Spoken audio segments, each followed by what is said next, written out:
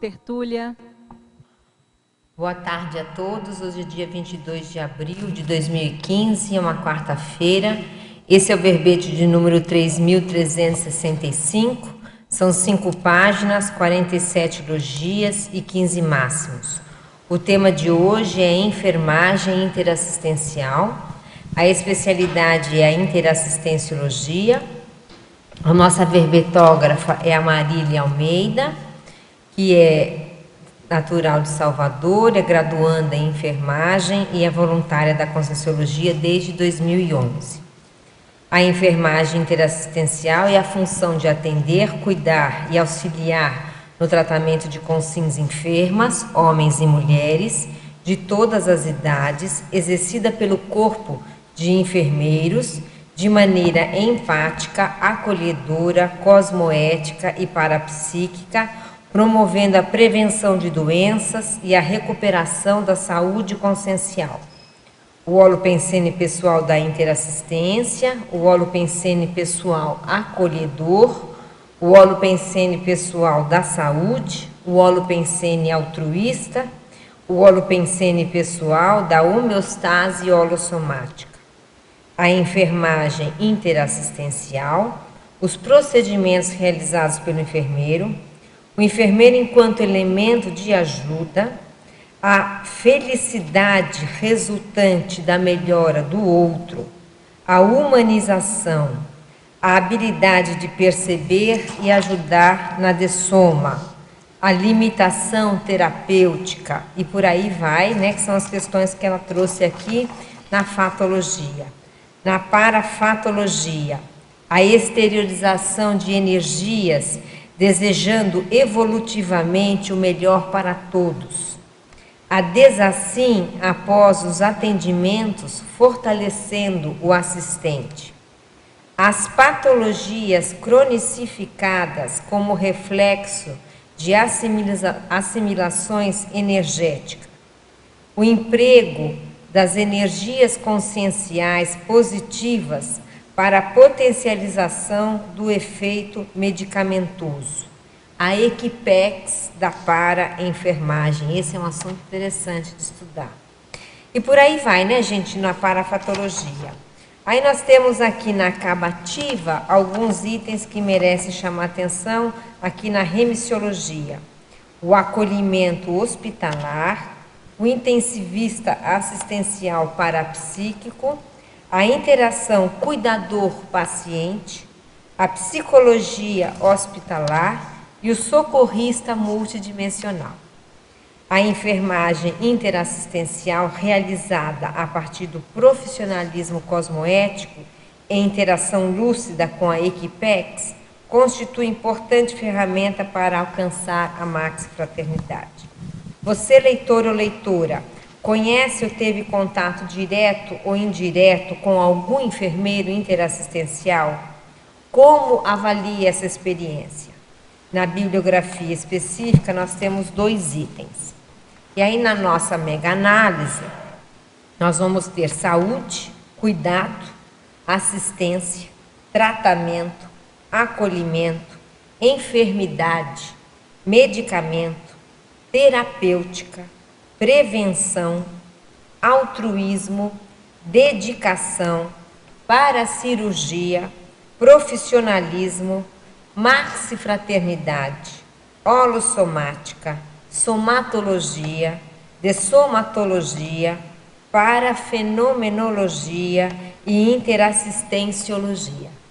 Então agora a gente vai passar a palavra para a Marília. A gente quer saber, Marília, o porquê desse tema.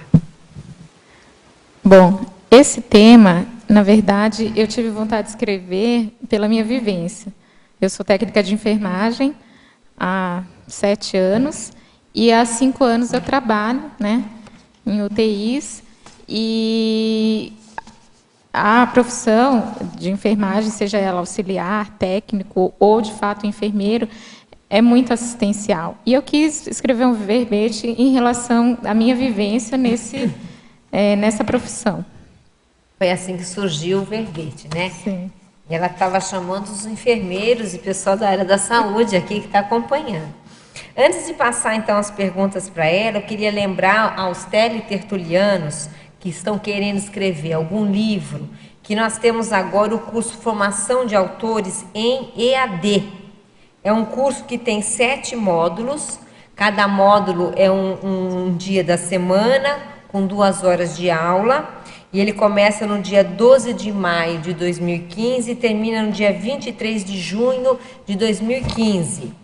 Esse é um curso, então, das terças-feiras, né, tudo em EAD, das 20 às 22 horas. Tem uma série de professores aqui, como vocês podem ver ali umas bolinhas, né? São os professores. Então, quem tiver interesse, é um curso da Uniescom e do CAEC. São vários professores falando, por exemplo, técnicas para escrita, superação dos travões da escrita, escrita de biografia, escrita de autobiografia, escrita de manuais, escrita de livros técnicos, como é que se faz isso, acabativa autoral e por aí vai. Então, quem tem interesse, por favor, entrar em contato com o CAEC, que as inscrições são no CAEC. Então, a nossa primeira pergunta aqui é estrangeirismologia na página 6, que na verdade é a primeira página. De que modo os servidores da área da saúde podem otimizar a prevenção do estresse dos seus pacientes? Bom, ele referiu ao estresse do paciente, né? Mas não tem o os estresse dois, do né? profissional. Tá. O estresse do paciente. A gente tem que perceber que o paciente ele está numa condição difícil, ele está debilitado, né? Sensível. Então, muitas vezes, porque ele está fora do seu ambiente de convívio, por ele estar debilitado, por ele estar muitas vezes com dor ou com medo de algum procedimento, isso causa um estresse e não proposital, é um estresse em relação às emoções que ele está sentindo naquele momento. E o ideal do profissional de saúde é não se deixar levar por esse estresse, não assimilar esse estresse e piorar a situação, porque o profissional de saúde está na posição de ele tem que ajudar, ele está ali para ajudar e não para piorar a situação. Porque se o profissional, a partir do momento que assimila as energias do paciente estressado, ele acaba não conseguindo fazer assistência adequada. Então, trabalho de energia, às vezes até um encapsulamento, para que não assimile essas energias do paciente e, se ele estiver bem consigo mesmo, ele conseguir exteriorizar uma energia para que esse paciente melhore esse estado de estresse. E uma conversa, talvez, com esse paciente, para que ele possa ficar mais tranquilo em relação ao tratamento. E o estresse do profissional da saúde, que eu não sei se é maior ou igual ao estresse do paciente, né? O estresse do profissional de saúde também interfere bastante no tratamento do paciente, porque o estresse não é só dele. O estresse contamina todo o ambiente, não só o paciente, às vezes como os colegas de profissão, e isso atrasa o tratamento. Tem profissionais que não sabem lidar, né, com o estresse, e não são poucos, porque é uma profissão que exige muita atenção, muito cuidado. Dependendo do setor, é estressante, os fatores são estressantes. E se o profissional não conseguir lidar com isso, infelizmente ele vai acabar doente. E ele não vai conseguir. Né? Uhum. Fatologia, página 6, terceira linha. Em meio aos corre-corres e pressões diárias, como manter sempre em foco a disponibilidade assistencial sincera? A disponibilidade assistencial sincera, a partir do momento que você escolhe uma profissão da área de saúde, que é cuidar do outro, eu acredito que a pessoa tem essa disponibilidade de ajudar. Ou pelo menos deveria ter, né? Se não tem, infelizmente, não é a profissão que aquela pessoa deve seguir. Por quê? A partir do momento que você sente prazer em cuidar do outro, você tem a noção que você está na profissão certa. Se isso não existe, se isso é um peso para você, independente, pode ser um plantão corrido, ou às vezes você trabalha em uma unidade de saúde, ou até mesmo numa ambulância, é corrido. Nem sempre é tranquilo. E se você não tem essa disponibilidade assistencial sincera, é porque você não gosta do que você faz. E não deveria estar lá. Eu acho que, claro, guardadas as devidas proporções, é igual um professor, né? Se o professor não tem paciência para interagir e tentar passar informação, ensinar minimamente, ele também não deve ser professor. Porque são duas profissões que mexem, tem outras tantas, né? Mas que mexem muito com as pessoas, né? Mais saúde ainda mais, porque mexe com o soma diretamente, né? Fatologia, página 7, terceira linha. O que fazer frente à limitação terapêutica, sabendo que se poderia fazer mais pelo paciente? Olha, é bem difícil essa questão da limitação terapêutica. Explica um pouquinho o que é essa limitação terapêutica que você trouxe, daí você responde a pergunta. A limitação terapêutica ou cuidados paliativos é quando o paciente está internado, ele tem eles falam sem prognóstico, tem um diagnóstico que infelizmente não tem cura e o paciente já se agravou tanto que não tem o que faça, ou os médicos entram num acordo que não existe nada que eles possam fazer que vai reverter aquele quadro. Então, o que acontece? Geralmente em ala oncológica ou em UTIs que eles determinam limitação terapêutica. O paciente às vezes está mais tempo lá ou não, mas que o prognóstico é muito ruim. Então, eles dizem limitação terapêutica e a equipe age de acordo com isso. E o que quer dizer isso? Você que pode falar. Assim, eles não retiram as drogas, né? Continuam, comunicam à família que aquele paciente não tem... É terminal. E aí a equipe age em relação a isso como? Nós prestamos os cuidados normais, mas não ficamos desesperados se o paciente começar a diminuir os sinais vitais, começar a fazer bradicardia, diminuição do pulso, e qualquer sinal que ele vá ter uma parada cardiorrespiratória, não ficamos totalmente em alerta. Comunicamos, sim, o plantonista e tudo mais, mas não é aquele paciente que eles investem tudo. Por exemplo, vão trocar antibiótico, vamos, sei lá, fazer outros exames e tudo mais. Não é um paciente que eles investem. Como que eu vejo isso? Tem casos que é nítido que não tem o que fazer mesmo. Aquilo já está um sofrimento há um tempo, aquela pessoa está ali, infelizmente, respirando só por aparelho e o coração só está batendo devido àquela droga, invasão altíssima. Se não fosse isso, ela não estaria ali, né, com os parâmetros, mas não é dela, não é fisiológico. E o que acontece? Quando eu, Marília, vejo isso, eu penso, realmente, né, limitação terapêutica, né, daqui a pouco esse paciente vai dessomar e vai descansar, porque aquilo ali já está gerando um sofrimento enorme. Mas existem outros casos que nós vimos o paciente consciente um tempo e tudo mais, e de repente ele vai piorando. E você não quer que ele piore, você quer que ele melhore. E daí, quando vem aquela palavra, limitação terapêutica, nossa, dá um choque, você fala, não acredito.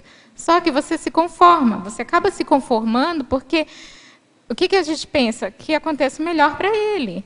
O melhor para ele, às vezes, não é estar vivo, né, naquelas condições. É a dessoma o melhor para ele.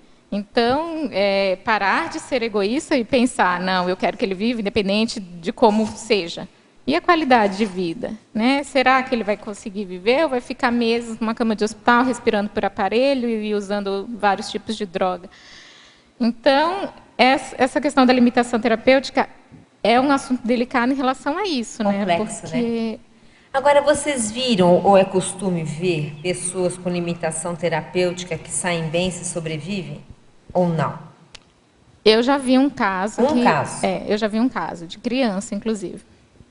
Um caso. Então, e eu posso dizer que talvez eu seja um caso desses. Você? Porque minha mãe disse que eu fiquei muito tempo internada na UTI, quando eu tinha meses, e eu tive sarampo, tive pneumonia, tive suspeita de difteria. Então, eu fiquei muitos meses na UTI, internada, entubada, respirando por aparelho. E o médico disse que não tinha mais o que fazer. E você sobreviveu e está cuidando dos outros que não tem mais o que fazer também em algumas situações. E ele disse, olha, mãe, não tem mais o que fazer, já fizemos de tudo. E minha mãe fala, você foi desenganada pelos médicos, que antigamente eles falavam assim. É verdade, eu já vi cá, meu irmão também. Tinha sido desenganado e, no fundo, quando foram ver, ele nem doença tinha. Então... Mabel, queria perguntar, Marília, eu não sei como é que é aqui em Foz, mas eu sou estudante de psicologia, né? E a gente está estudando psicologia hospitalar agora e tem essa abordagem da psicologia que ajuda a preparar, digamos assim, dentro do possível, né, o paciente para essa morte, assim, para ir desapegando das questões da vida. Existe esse tratamento aqui em Foz, no hospital? Você sabe, esse acompanhamento psicológico? Com esses pacientes assim terminais, dá para fazer alguma coisa nesse sentido? Eles fazem isso aqui? Bom, olha, eu posso te dizer que eu sempre trabalhei em UTI, né? E temos o serviço de psicologia nas UTIs, mas temos quando? Quando nós solicitamos. E quando que nós solicitamos? Quando o paciente é terminal, mas está consciente, né? Que é estranho falar assim, mas ele está consciente, ou aquele paciente que está depressivo e está consciente, mas está depressivo pelo fato da doença que tem, ou do tempo de internação, e a depressão começa a ficar muito intensa, e solicitamos serviço de psicologia para os familiares, geralmente, quando não aceita a morte do familiar. A questão do psicólogo para conversar com aquele familiar terminal, eu acredito que funciona mais no setor de oncologia, que são os pacientes que são terminais, porém estão conscientes. Na UTI, os pacientes que, limitação terapêutica, por exemplo, eles estão entubados, sedados. Então, esse serviço de psicologia é direcionado para os familiares. Isso passa pelo investimento que você falou agora há pouco? Desculpa. Porque assim, pelo investimento que a equipe faz no paciente, né? Pelas limitações dele, não dá para investir tanto assim. E tem que fazer uma... O critério, né, que você está querendo saber, qual é o critério? Na verdade, não tem critério. Eu sou contra isso. Por exemplo, é mais um feeling. Quem na verdade, define essa parte de chamar ou não o serviço de psicologia, somos nós da enfermagem. Aí, o que acontece? A gente fala, nossa, porque a gente está ali do lado do paciente. Então, a gente pensa, às vezes, o paciente que precisa, né, que não está entubado. Você fala assim, o paciente não está bem. Às vezes, o paciente para de comer, começa a ter uma certa confusão, quer ir embora de qualquer jeito. Tem muito paciente que tem fobia, isso não é valorizado. Paciente que tem fobia de lugar fechado, e a UTI é um lugar fechado. Então, você começa a desconfiar e você pergunta, e o paciente fala, não consigo ficar aqui. Não consigo ficar aqui. E aí começa a alterar tudo, começa a alterar sinais vitais, etc. Então, assim, parte de nós chamarmos. Às vezes, o médico percebe e chama. Mas, dependendo do caso, às vezes nem chama o psicólogo, já chama o serviço de psiquiatria. Melhor, ajudar. Posso voltar um instantinho, Marília, aqui na limitação terapêutica? Claro. Porque o que a gente observa é o seguinte, né? Normalmente essa decisão ela é prescrita por um médico, né? Ou por uma equipe de médicos, que na maioria das vezes não tem o menor conhecimento da multidimensionalidade, né? Você, como enfermeira, tem esse conhecimento, tem essa abordagem, né? Já aconteceu com você de você discordar dessa decisão intimamente? Já, muitas vezes. Já. Como é que foi a sua atitude? Como é que foi? E não me conformar com a atitude de algumas pessoas em relação a isso. Porque, assim, para mim, limitação terapêutica não é deixar o paciente isolado e não olhar para ele, não cuidar dele, não fazer nada. Não. Se ele está ali, eu vou cuidar dele, não interessa se ele é limitação terapêutica. Eu vou mudar ele de decúbito, eu vou medicar ele, eu vou aspirar ele, eu vou fazer o que eu faço com o outro paciente, né? Tudo que está prescrito eu vou fazer. Eu não vou, eu vou fazer só se der tempo. né? Só porque se... tem essa, né? Não, é uma pessoa que está ali. O coração não parou ainda. Né? Independente ele deixa de ser prioridade, né? Dentro do... infelizmente. Então, assim, conhecendo a multidimensionalidade, a gente fica se perguntando. Tem casos, quando eles falam limitação terapêutica mesmo, 90% dos casos é assim, o paciente está num estado deplorável mesmo. Só que você fica pensando, será mesmo que ele não consegue sair dessa? Será mesmo, né? Então, assim, quando a equipe desacredita, eu penso que nosso pensamento é energia. Então, quando todo mundo desacredita do paciente, que ele não vai sobreviver, não adianta. Ele dessoma mesmo. Só que, em contrapartida, existem aquelas pessoas que investem bastante no paciente. Investe bastante, assim, no sentido de... Ele não vai conseguir... vazões enormes de droga para o coração bater. Aí o paciente tem uma parada cardiorrespiratória, mesmo com aquela vazão alta. Aí você vai lá, reanima, fica quase uma hora reanimando, o paciente volta. Daqui a pouco, de novo. Então, assim, nesse caso, eu não sou a favor. Por quê? Porque você já sabe que não tem o que você faça que vai voltar esse paciente. É muito... Nossa, eu nunca vi, pelo menos, com aquelas drogas em vazões enormes, muita droga mesmo no organismo para fazer com que o coração bombeie sangue. Então, não, mas já teve alguns casos que eu pensei, puxa vida, será que se investisse um pouco mais não dava certo? A gente fica se perguntando. E interessante, pela energia que passa, né, como essa questão mexe com você. Né? Paradoxologia, página 8. Poderia elucidar o paradoxo fragilidade do soma, potencialidade da consciência intrafísica? Então, elucidar o paradoxo fragilidade do soma, potencialidade da consciência. Bom, quando eu falo paradoxo, fragilidade do soma, potencialidade da consciência intrafísica, é me referindo ao paciente. Ele está ali, frágil, né, no hospital, necessitando de cuidados dos outros, às vezes totalmente dependente, mas ele tem uma consciência de que isso é uma fase, que ele vai sair dessa. E é fato, os pacientes que acreditam na própria recuperação, não vou dizer 100%, mas muitas vezes o paciente que acredita na própria recuperação e não se entrega, eles têm uma melhora significativa e uma saída daquele ambiente, porque a partir do momento que ele se entrega, ele está com soma frágil, e a mentalidade dele está pensando, eu não vou sair dessa, eu vou me entregar porque já não tem mais jeito, aí não tem quem ergue esse paciente, não há medicamento, não há tratamento, não há exames, não há nada que dê a saúde dele de volta.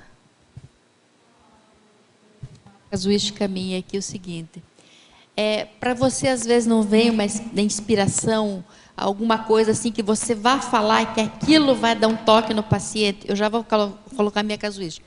Eu tinha que fazer, vamos dizer assim, daqueles aparelhos de ressonância. E para mim era complicado, que você falou, ficar com daquele totalmente fechado. Aí o que eu comecei a pensar? Por que eu queria tanto sarar do meu braço? Né? No meu casuística era com relação, lógico, não chegou a UTI nem nada. Mas só colocando assim, já chegou no foco. Então, eu pensava assim, que eu tinha dois motivos. Um que era escrever e o outro que era minha neta. Então, chegou na hora que fazia, eu falei assim, o que eu tenho que pensar? Nada. E fiquei calmíssima. Até eu me espantei assim, sabe? Porque a moça falou assim, último caso, vamos te dar uma medicação. E perguntei para ela, né? Aí eu coloquei foco naquelas duas condições. Aí, quando terminou, né, lógico, a moça foi perguntar para mim o que eu fiz, né? Eu falei assim, olha, eu tenho esses dois objetivos, pegar novamente minha neta no colo e escrever. Entende? Então, eu acho interessante, porque às vezes, se você não vê uma inspiração, alguma coisa, para você ir no foco, para dar essa potencialidade, entendeu? Para a consciência ter um motivo dela ficar aqui na intrafisicalidade. Isso eu acho interessante, se você tiver casuística. Nossa, muitas, né? Porque Os pacientes que têm essa força de vontade interior de melhorar, eles têm sempre algum motivo, né? Eles querem sair dali para continuar algo que eles já haviam começado. Ou um propósito de vida, né? Ou aquilo impulsiona ele, causa toda uma reciclagem. Ele fala, não, quando eu sair daqui, eu vou agir assim, assim, assim. E vem muitas inspirações, sim. Né? Na condição que, às vezes, você vê que aquele paciente estava todo contente, todo feliz, assim, querendo sair dali, e de repente dá uma regredida. Lógico, ele não fica o tempo todo, né? Existem altos e baixos lá.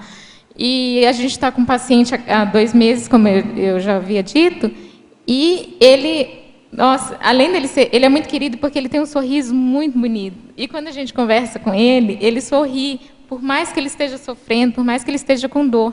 E ele não é um paciente que se queixa de tudo. E a gente presta muita atenção por isso. Porque a gente fala, olha, fala pra gente se você não está bem. Fala pra gente se você está com dor. E ele só reclama quando ele já não está mais se aguentando. E ele tocava numa banda, ele tocava um instrumento. E a gente conseguiu, né, que trouxéssemos um tablet para ele, e ele vê ele cantando, e ele ouve. Isso é bom. E ele está numa condição que ele não pode fazer isso agora, ele está respirando por aparelho. Só que a gente tem um carinho tão grande por ele, eu tenho muito carinho por ele. E tem uma condição, a Stephanie ainda vai me ajudar, que os fisioterapeutas ajudam muito ele na questão respiratória, porque ele não está lá mais por causa do coração, ele está pela questão respiratória. E a gente tinha que colocar ele numa prancha ortostática. É muito desagradável, porque o paciente fica o tempo todo na cama, de repente ele é posto numa prancha em pé. Não está acostumado. O peso do corpo dele, ele não aguenta de dor. Claro. E ele fica todo amarrado, preso. sei como é que é. Só que nem isso músculo vai tem fazer mais, né? muito bem para ele, na questão respiratória, né, e tudo mais. Então, essa medida foi adotada diariamente, a gente tem que fazer isso com ele. E ele não gosta. E daí, outro dia, eu conversei com ele, falei, puxa, olha, é para o seu bem, a gente está fazendo só para o seu bem. O senhor acha que a gente não quer que o senhor saia daqui bem? Claro que quer. E daí ele sorriu e passou assim a mão no meu rosto. Então, você fica, você pensa que você melhorou em alguma coisa aquilo, né? Eu falei, você tem um filho? Você tem filho? Ele tem.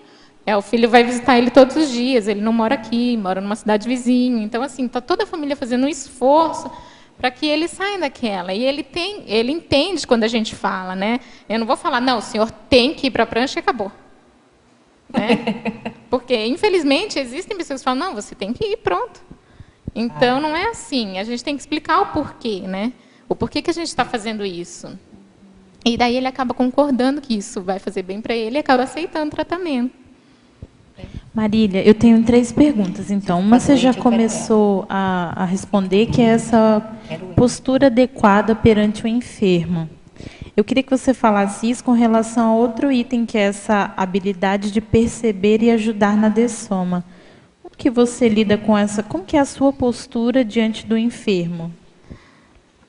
Você fala, eu fazendo uma relação na questão da dessoma, ou você quer que eu responda uma por vez? Isso pode ser em geral e quanto à dessoma. Tá, a primeira foi a postura adequada perante o enfermo, né? Isso. Quando eu coloquei a postura adequada perante o enfermo, é a questão da tua postura. Você vai ver aquela pessoa debilitada, você não vai ficar ali contando piada, dando gargalhadas com o teu colega ou fazendo qualquer tipo de gracinha frente a um paciente que está precisando de cuidados e que talvez para ele aquela situação seja a pior da vida dele, né? Ele esteja debilitado e ele não esteja nem um pouco contente com o que está acontecendo. Outra coisa é o paciente estar muito mal e você chegar para ele e perguntar se está tudo bem. Parece simples, né? Falar, fulano, está tudo bem? Poxa, não está tudo bem. Então, eu até tinha colocado, não lembro qual item aqui, é a questão de saber calar, às vezes, né? É o então, próximo. Você tem a sabedoria de quando é hora de calar. Tem coisas que é desnecessário. Você fala, você está bem? Poxa, o paciente só está piorando e você vai perguntar se ele está bem? Ou o paciente está com muita dor, você vai falar, fulano, você está bem? Então, assim, é saber distinguir, saber o que você vai falar para você não piorar o estado do paciente. A postura adequada, a questão de falar baixo, baixo assim, no tom que o paciente vai te escutar. Você não precisa gritar. É igual os idosos. Poxa, ele não tem problema auditivo, às vezes. Você fica falando, não sei o quê. Todo mundo, até o paciente fica pensando, nossa, ele acha que eu sou surdo, né? Então, assim, algumas posturas perante o enfermo que você tem que ter para ele confiar também no teu serviço, confiar que você está ali para ajudá-lo, né? Porque se você fica numa postura duvidosa, ele não vai aderir ao tratamento, ou ele vai desconfiar de você. E essa questão da desconfiança, no meu caso, principalmente quando eu trabalhei com criança, era muito grande porque as mães pensavam que eu era muito nova. E aí elas falavam, nossa, você é estagiária aí, acho que não vai dar certo. E eu até explicar que eu não era estagiária, falar a minha idade, porque lá a gente usa umas roupas largas. Não é roupa branca, a gente usa umas roupas largas que você parece menor do que você é. E aí, essa questão. E a outra questão que você falou sobre a habilidade de perceber e ajudar na dessoma. Eu falei um pouquinho, mas falei um pouquinho quando eu disse que, às vezes, o melhor para o outro é a dessoma. E como que você vai perceber isso, né? O paciente te dá sinais, né? Te dá muitos sinais que vai dessomar. Né? Questão de sinais vitais, pressão arterial, pulso. Além disso, tem uns que ainda explicitam o sentimento de não querer viver mais. Então, nós tivemos um caso lá na UTI, que inclusive era um profissional da saúde que estava internado, e todo mundo estava investindo nele, porque achava que, de fato, ele iria sair bem dali. Só que ele já era sequelado de AVC, que é o famoso derrame, né? Então, ele não estava satisfeito com aquela situação. Já tinha sequelas, né? Então, assim, estava todo mundo, toda a equipe fez todo um esforço em prol que ele fosse melhorar e tudo mais. E, a partir de um momento, ele começou a demonstrar que ele não queria mais aquilo. Ele não queria mais viver. Então, ele acabou se entregando e a gente acabou percebendo, eu acabei percebendo que ele não queria. Num dia que ele começou a tirar direto o circuito, né, que vem a ventilação mecânica, o circuito do pescoço dele, onde ia o ar. Toda hora ele tirava, toda hora ele tirava. Eu falei, gente, o que será que está acontecendo, né? E ele não era um paciente rebelde, né? Ele não ficava, a gente não precisava conter ele nada. E aí eu peguei e perguntei para ele, fulano, por quê? Por que o senhor está tirando, né? Para o senhor respirar? E ele só balançou a cabeça para mim que não, sinal de negativo. Ele não queria mais. Então, assim, ele sabia que ele precisava daquilo para respirar, só que ele não queria mais. E, em consequência, como ele se entregou e ele foi piorando, ele acabou dessomando.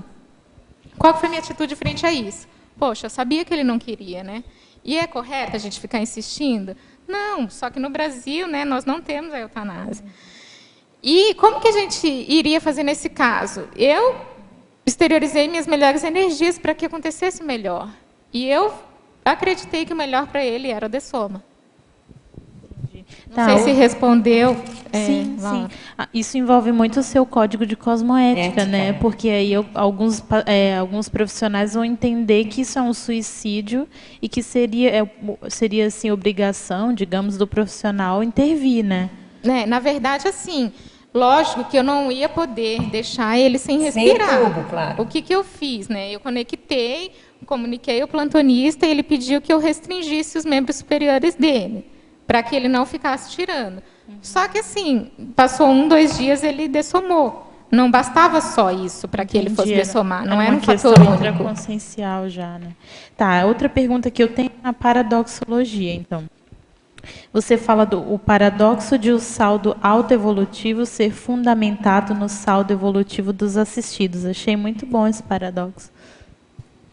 O paradoxo do salto autoevolutivo ser fundamentado no salto evolutivo dos assistidos, isso mesmo. Então, assim, como eu tinha dito, né, para a gente conseguir assistir o outro, a gente tem que ter uma vontade, né? A gente tem que ter isso claro na gente. E a questão da profissão, a questão do... Vocês estão me ouvindo? Está perfeito. A questão da profissão, da escolha dessa profissão, porque a gente quer assistir. A gente não vai lidar com situações fáceis. Não vai lidar com situação que, nossa, é muito fácil isso, é muito fácil aquilo. Não, a gente lida com vidas, né? Com vidas e com perdas. Então, a questão desse saldo autoevolutivo ser fundamentado no saldo evolutivo dos assistidos, para mim, E até para aproveitar, já que você está falando disso, tem uma pergunta aqui. Poderia explicar o que a levou a escolher a profissão de enfermagem? Pois é. Às vezes eu fico me perguntando o que me levou a escolher. Porque eu não era uma ideia desde pequeno, eu atuar na enfermagem, nem cuidar do outro, nem nada relativo. Eu conheci uma pessoa na adolescência que ele era técnico em enfermagem. E quando ele começava a me contar as experiências, eu achava muito interessante, eu falava, nossa, e eu chegava a sentir um arrepio no corpo inteiro. Eu ficava pensando, o que será que quando ele me conta isso? É um banho, para-banho, né? E aí, como eu não entendia nada de conscienciologia, nunca tinha ouvido falar, né? Eu ficava me perguntando, né? Por que será que eu sinto isso?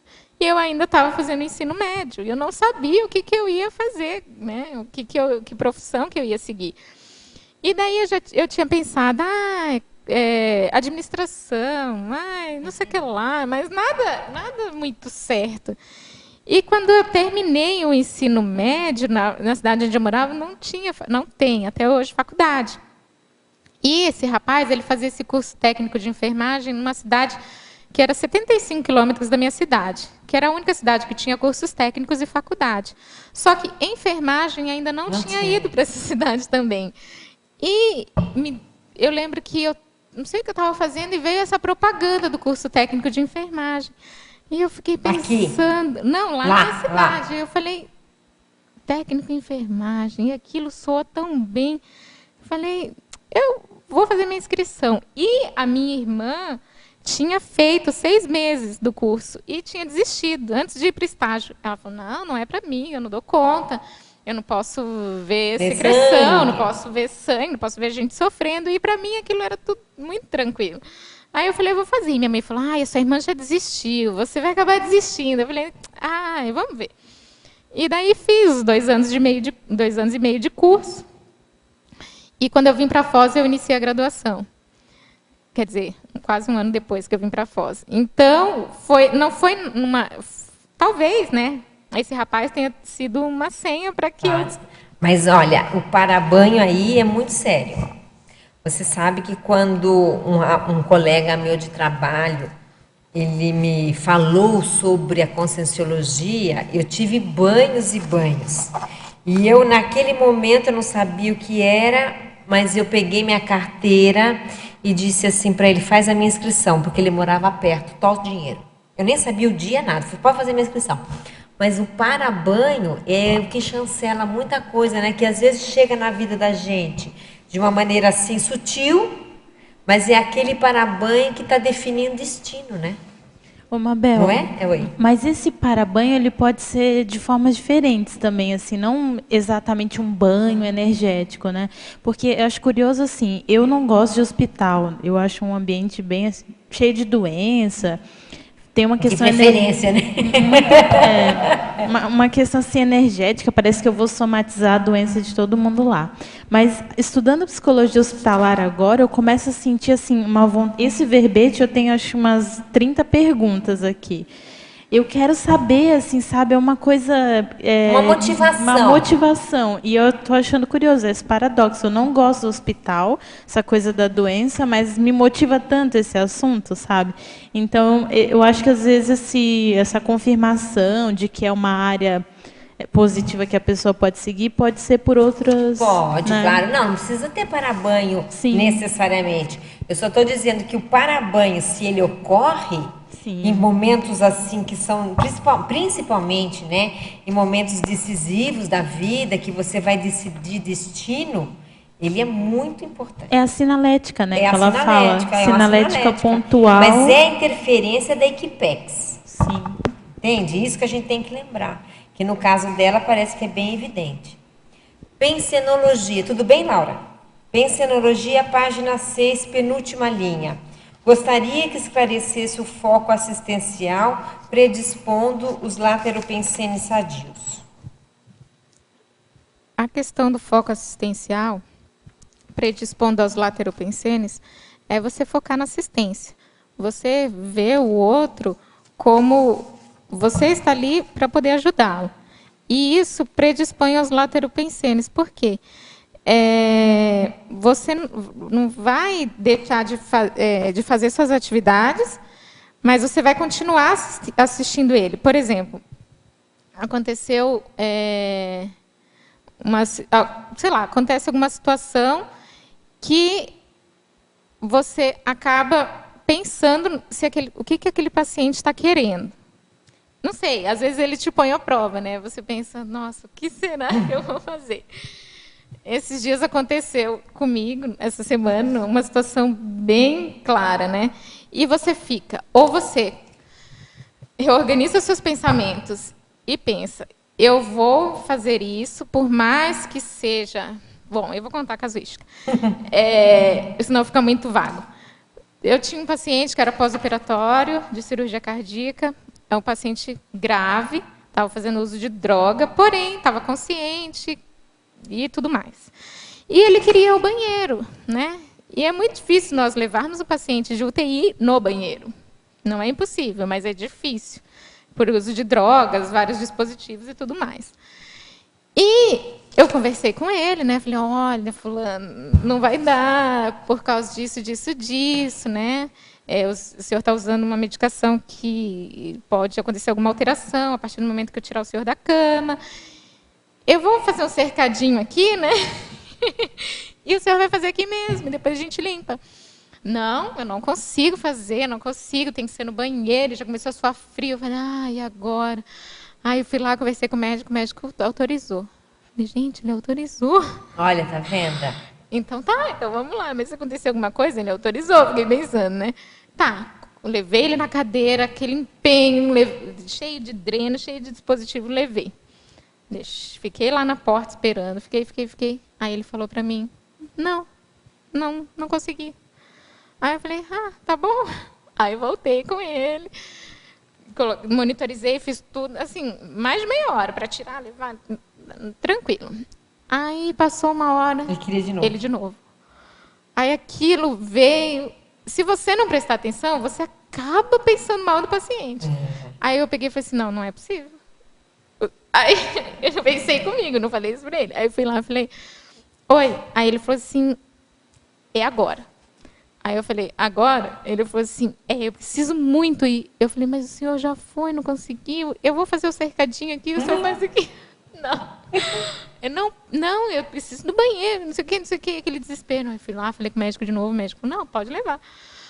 Tá bom, levei. Aí eu falei assim, eu vou deixar o senhor mais tempo aqui, tá? Porque daí o senhor consegue fazer. Tá bom. Aí deixei ele 20 minutos. Aí fui lá, ele falou, não, era um alarme falso.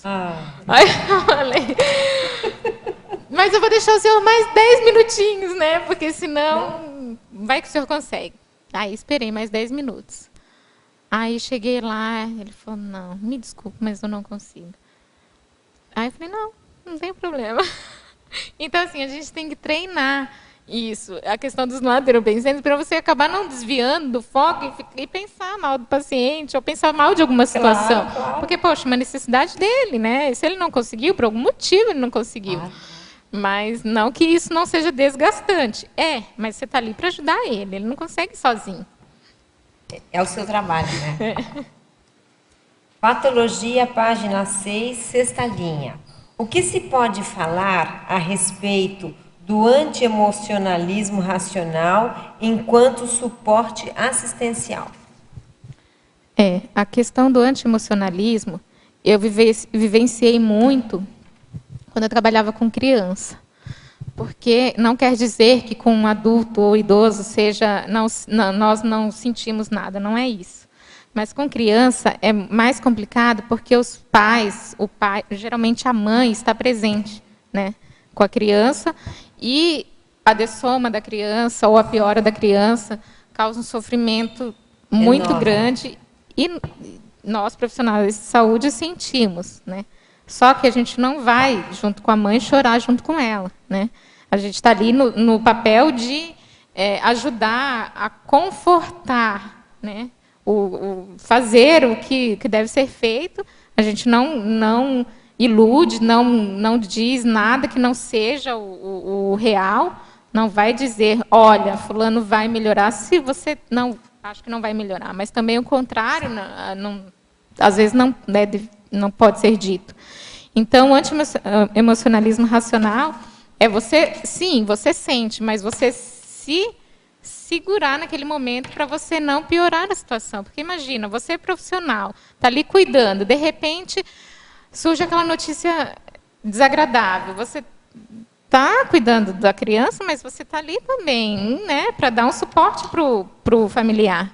E se você entrar no emocionalismo do familiar, como que você vai conseguir assistir? Como que você vai conseguir ajudar? Então, essa questão do anti-emocionalismo racional é a gente pensar que o melhor está acontecendo, o melhor para aquela criança, às vezes é uma adessoma, o melhor para aquele adulto. Uma mini proexis, muitas vezes. Né? Então, se a gente for pensar só no lado do familiar, poxa, a criança tinha uma vida inteira pela frente, foi dessomar. Não é assim, a gente tem outro contexto, né? Que agora a gente não entende, mas lá na frente a gente vai entender. Então, a questão do posicionamento em relação a isso, né, para não gerar mais sofrimento também para o familiar. E para a gente, né, porque se a gente fosse se comover com todas as situações, como que a gente vai conseguir trabalhar num ambiente desse? Não consegue. Ficamos doentes também. Porque as emoções exacerbadas causam dores, etc. Quer falar? A seta da parafatologia, na quinta linha, no início lá, os heteroassédios dos colegas de profissão travando o processo de assistência. Como assim que, vamos dizer assim, o colega, em vez de ele estar no foco, na linha de assistência, ele atrapalha? Pois é. Em que situação, em que contexto, às vezes, acontece? Em várias situações. Isso quem está de fora pensa que não, mas é muito comum.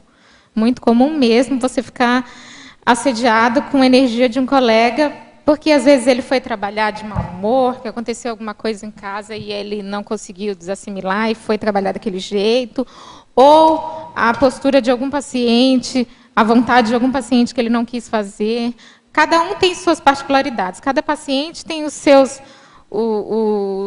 gostos, as suas particularidades. Então, esse profissional, por não saber lidar com certo tipo de situações, acaba ficando irritado, estressado e acaba contaminando todo o ambiente. Como?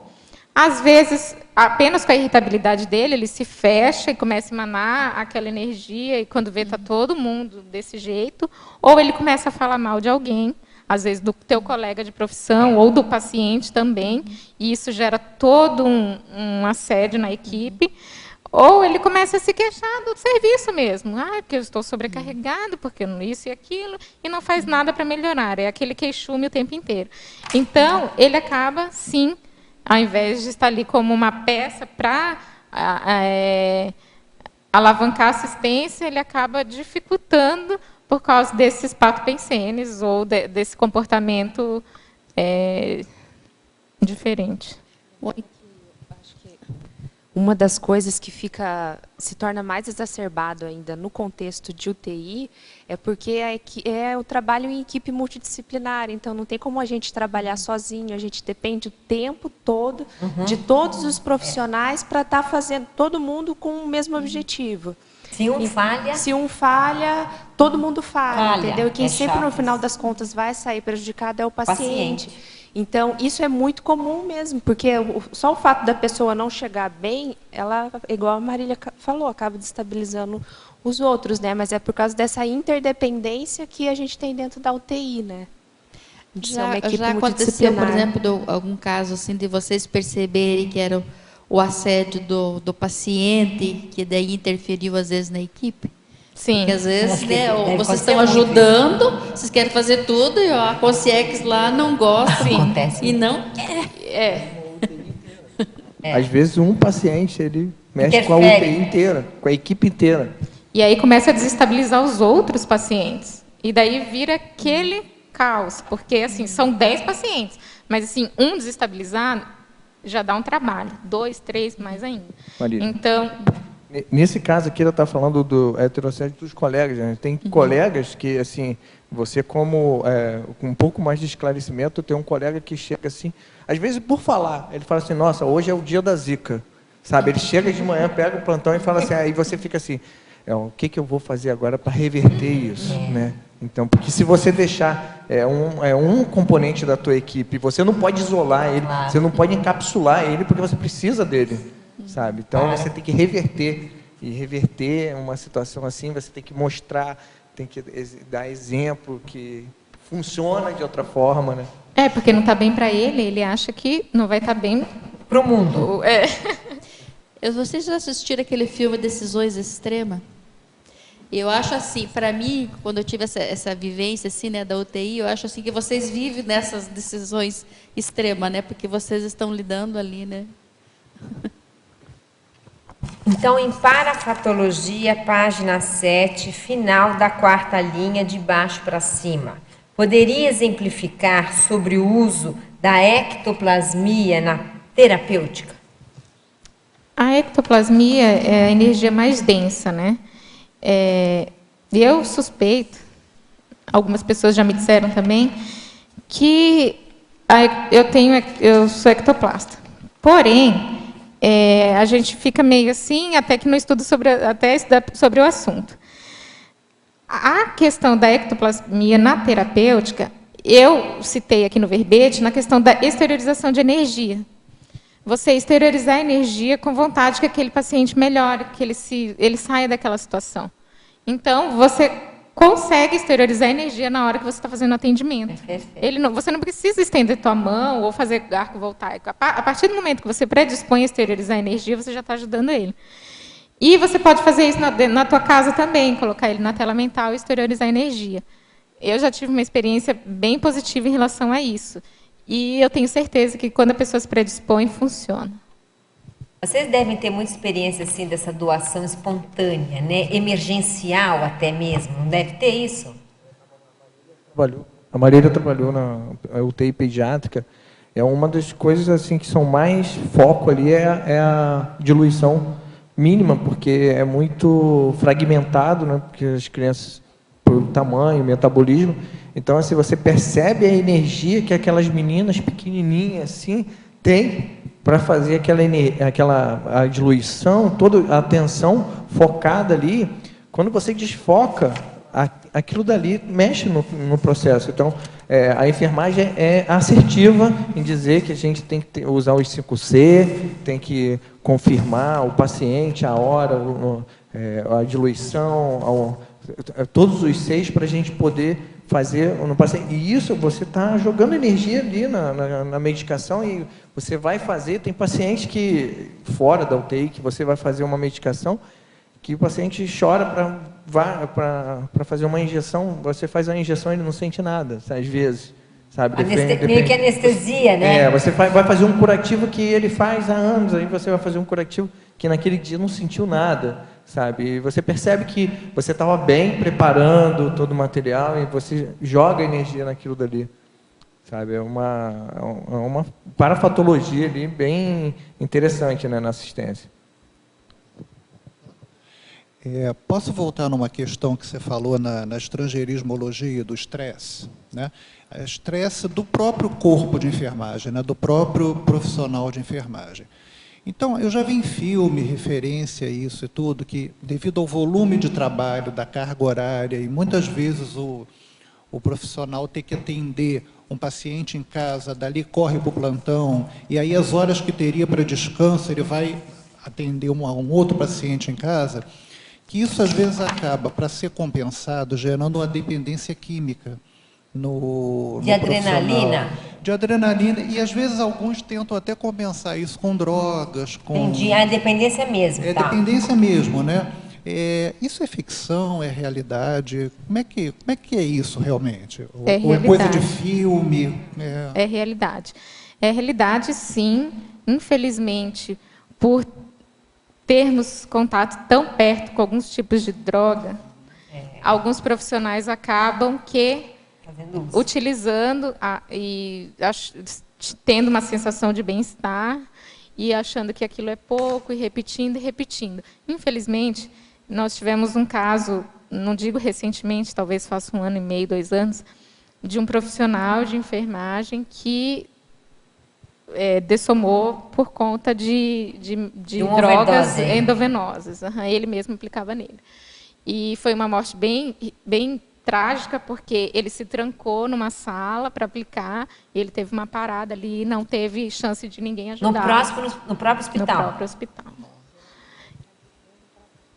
Geralmente porque lá ele tem todo o material. Né? Ele tem acesso, a medicação, né? Tem isso, tem aquilo.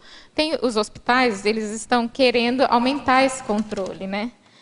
Das drogas. Então, assim, vem as drogas certinhas para cada paciente, porém nós temos o carrinho de emergência, e se nós abrirmos é por causa de uma emergência, mas vai que nessa emergência uma pessoa que, sei lá, viciada, vai lá e pega uma medicação e etc. Então, assim, não há um controle rígido, entendeu? Ainda.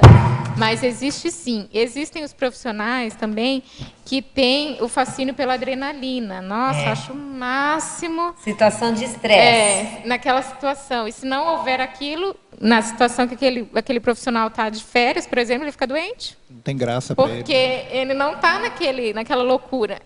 Mas existe a situação também da questão de remuneração. Porque o profissional de enfermagem ele não é bem remunerado. Então, isso faz com que ele tenha 2 a 3 vínculos, acabando deixando ele desgastado, não só pelo estresse, mas pela quantidade de horas trabalhadas. E tem mais de uma profissão, na verdade, né? Porque tem enfermeira que eu conheço aqui que depois ela trabalha em laboratório para tirar sangue.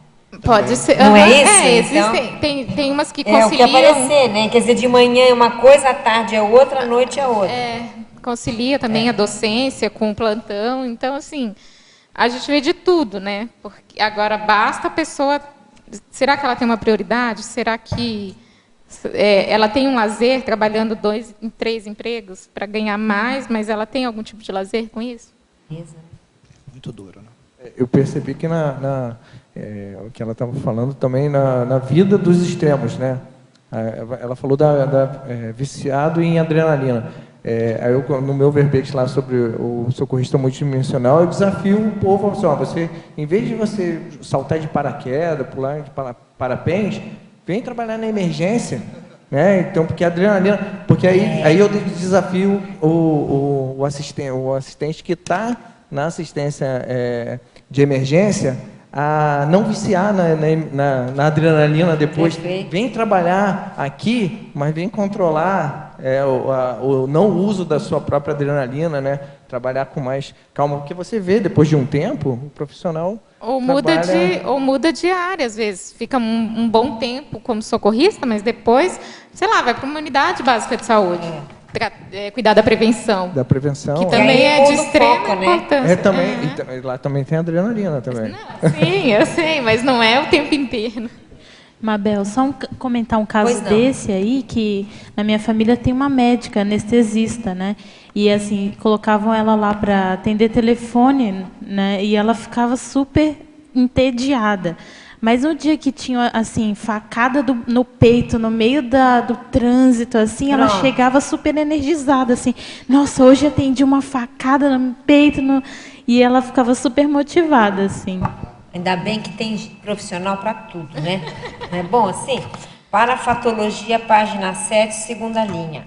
Poderia comentar, com alguma vivência pessoal, se possível, os seguintes itens.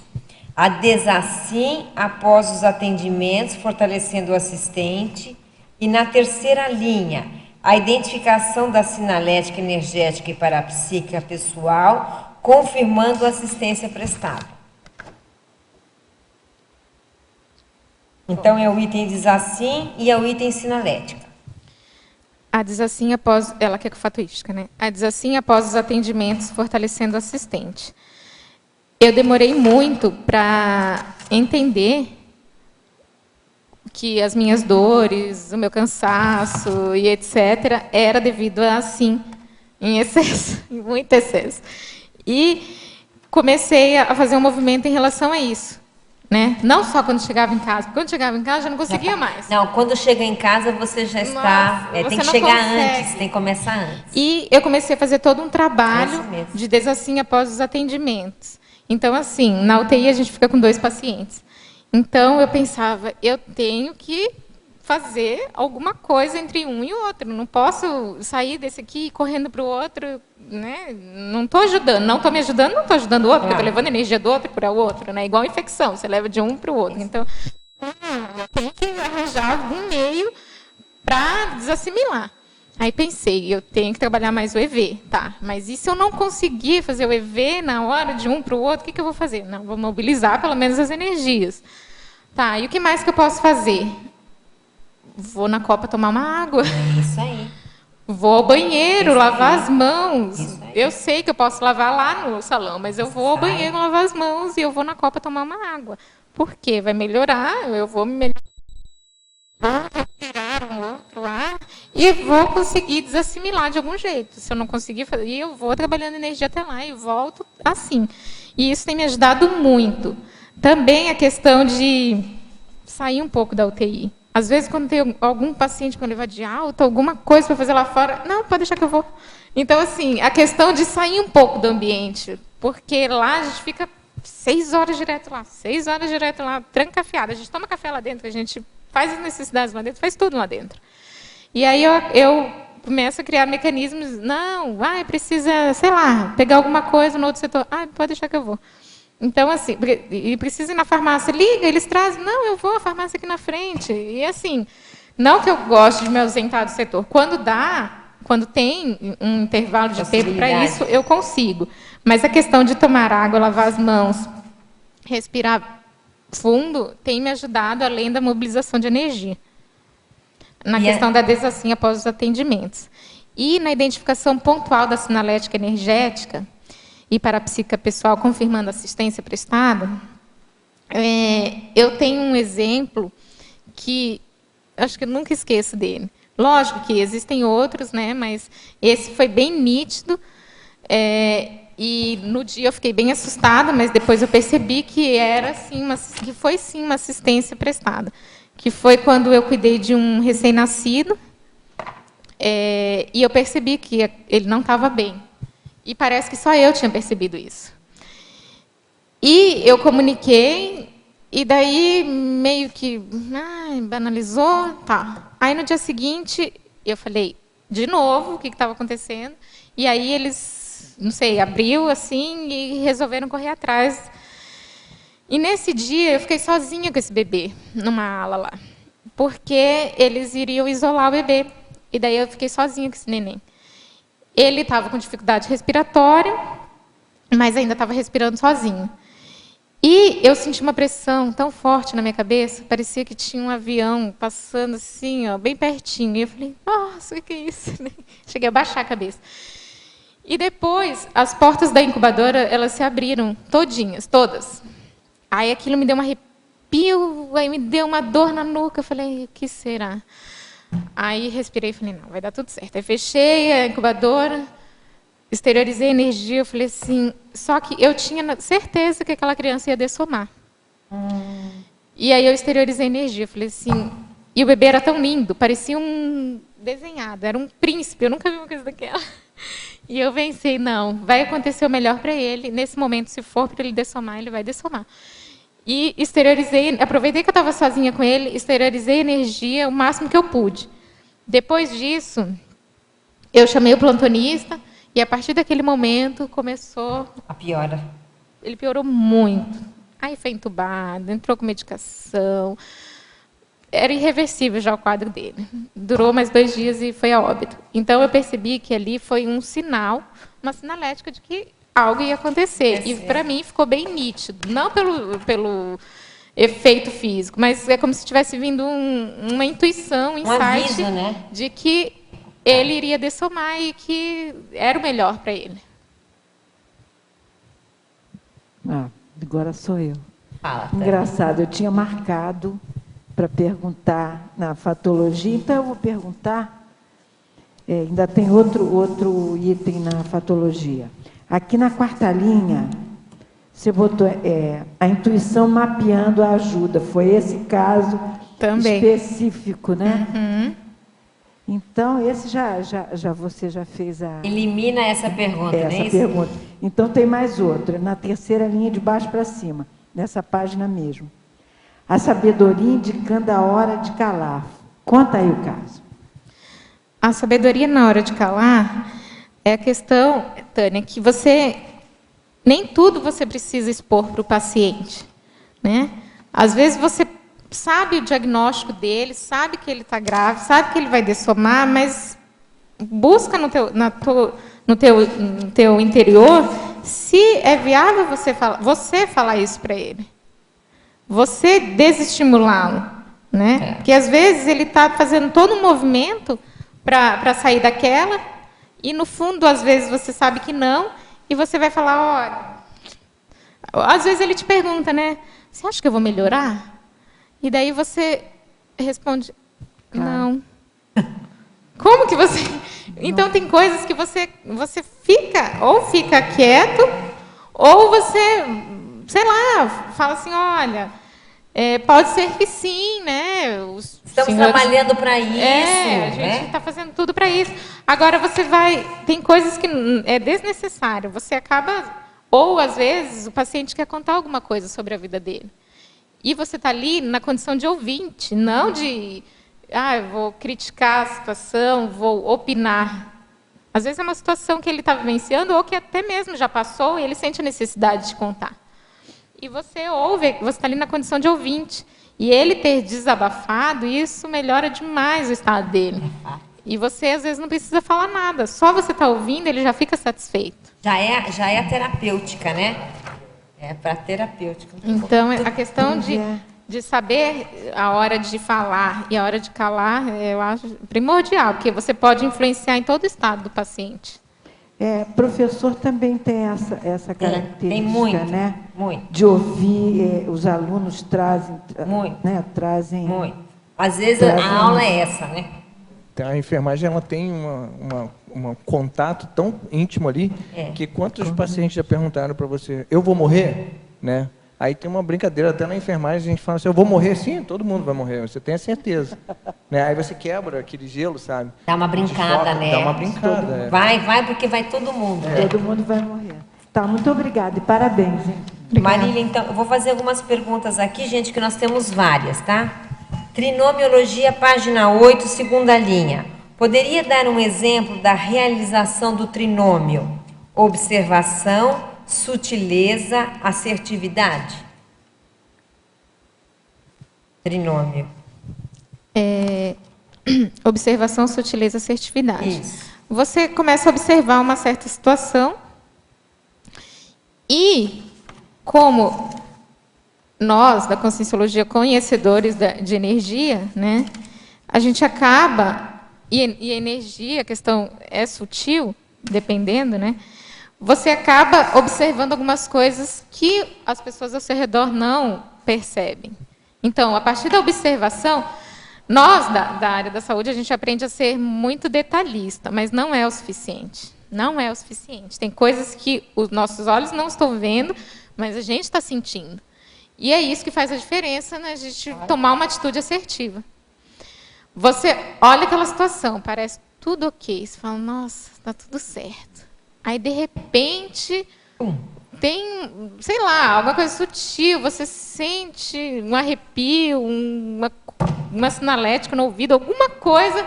Você pensa, não, eu vou lá ver se está tudo certo mesmo. E daí você acaba pedindo, sei lá, pressão de novo. Ou você pergunta para o paciente se está tudo ok, e você pensa que está tudo ok, ele fala que não está tudo ok. E aí você toma uma atitude frente àquilo. Então, assim, o olhar só observar não adianta. Você tem que sentir e confirmar, para você poder acertar. Por isso que eu coloquei esse trinômio. Perfeito. Na fatologia, página 7, quarta linha, poderia discorrer sobre a identificação de dificultadores da autocura? Desculpa, onde? Na fatologia, quarta linha, página 7. Tá. Quarta linha, poderia discorrer sobre a identificação de dificultadores da autocura? A identificação de dificultadores da autocura é quando eu me refiro ao paciente, quando o paciente ele se entrega ou ele começa a dificultar o tratamento. Ele precisa tomar um comprimido e daí ele não quer tomar. A gente precisa, às vezes, pegar uma veia para fazer alguma medicação e ele não deixa. Precisamos passar uma sonda e ele não colabora para que a passagem da sonda seja feita. Então, ele começa com várias coisas para dificultar a assistência para ele. Além disso, tem a questão psicológica. O paciente começa a acreditar que ele não vai melhorar. E quando nós acreditamos em algo, né, a tendência é que aquele algo aconteça. Então, se ele acredita que ele não vai melhorar, infelizmente, isso dificulta demais a autocura desse paciente, porque se ele não acredita nele, só os profissionais acreditando e dando medicação e tudo mais, não há medicamento milagroso que cure esse paciente que não quer aderir ao tratamento ou que não quer viver. Então, esse seria um dos dificultadores para que ele melhore, para que ele obtenha a autocura. Ainda na página 7, na tecnologia, última linha. Como funciona a técnica da tela mental? A técnica da tela mental é uma das técnicas que eu apliquei muito em determinado momento. Como que eu fazia? Eu chegava em casa, pensava nesse determinado paciente ou nessa determinada pessoa que você quer fazer assistência, você pensa nela e você fica emitindo energia, você exterioriza energia, muita energia, no intuito de ajudá-lo.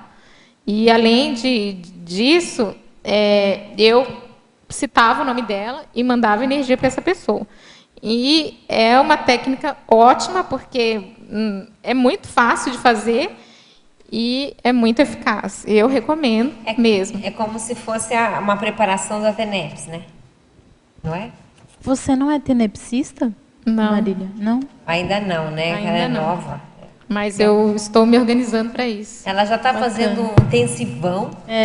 Treinamento. Enumerologia, página 8, primeira linha. O que vem a ser o enfermeiro auditor e o enfermeiro intensivista?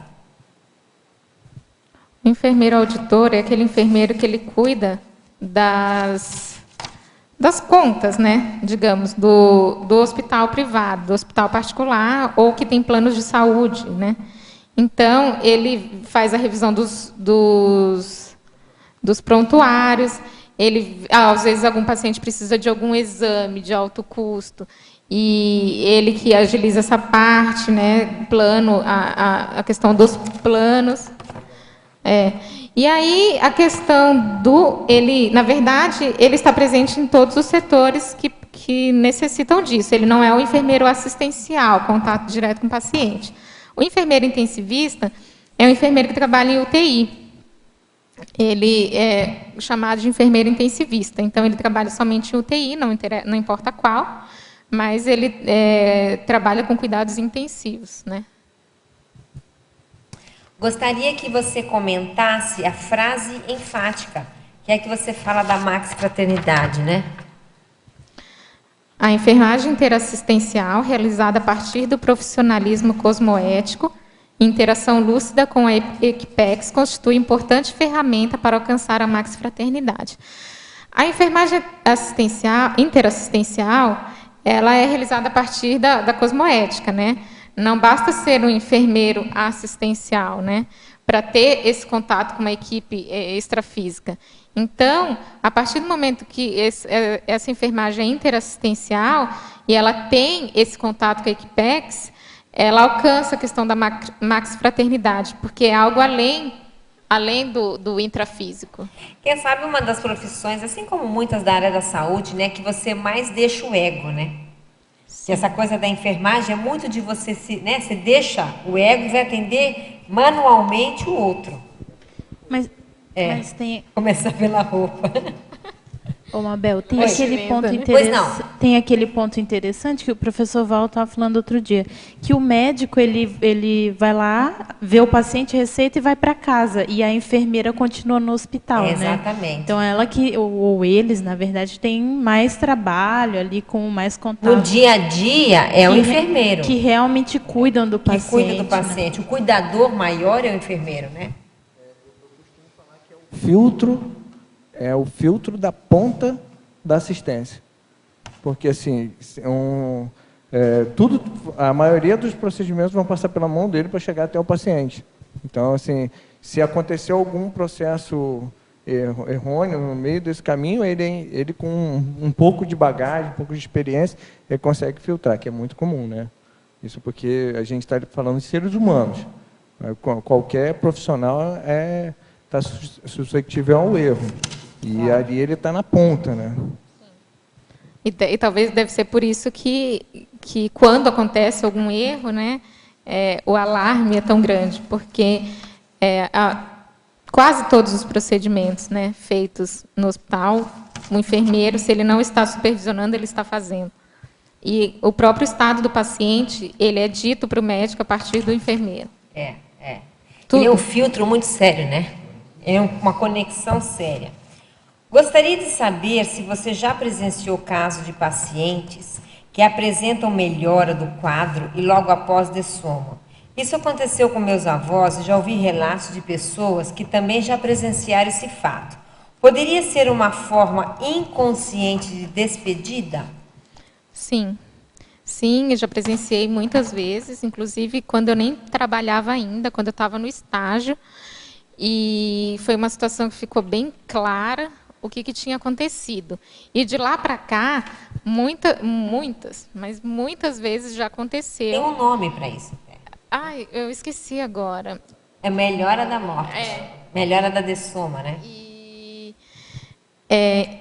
Na verdade, é assim, não vou dizer que acontece com todos os pacientes, mas isso acontece frequentemente com paciente que, às vezes, tem alguma pendência.